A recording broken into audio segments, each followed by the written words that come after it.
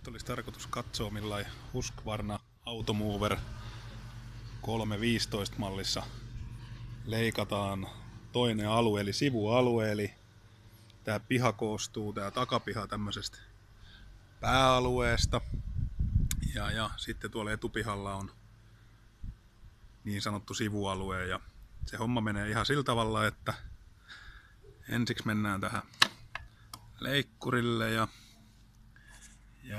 katsotaan, että okei, se on ladannut täyteen ja kannetaan se sitten tuolta alhaalta.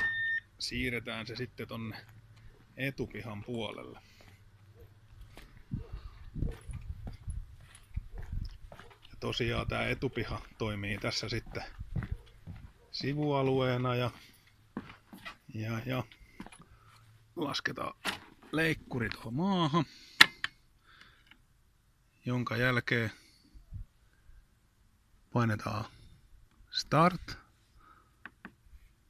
sivualue ja leikkaa kunnes akku on tyhjä.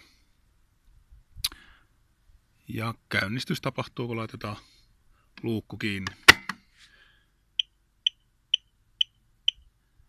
Varoittaa vielä, että lähtee liikkeelle, ja siitähän hän lähtee liikkeelle. Ja nyt se leikkaa tommonen hiukan vajaa 1,5 tuntia, se menee tässä ristiin rastiin.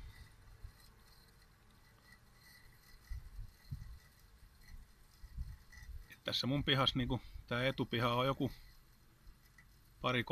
200-300 neliöä, niin se riittää, kun se joka toinen päivä tässä käy. Et mä nostan se silloin tuolta etupihalta sitten, tai tuolta takapihalta etupihalle, ja sitten se pysähtyy tuohon yleensä aika lailla keskellä pihaa siinä vaiheessa, kun akku on tyhjä, ja mä kannan hänen sitten latausasemaan, ja hän odottaa siinä sitten, kun on ladattu, niin sitten jatkaa normaalisti pääalueen leikkaamista.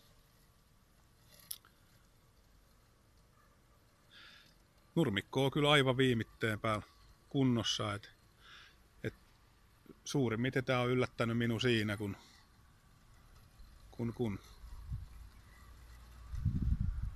nurmikko on aina niin kuin viimeisen päällä.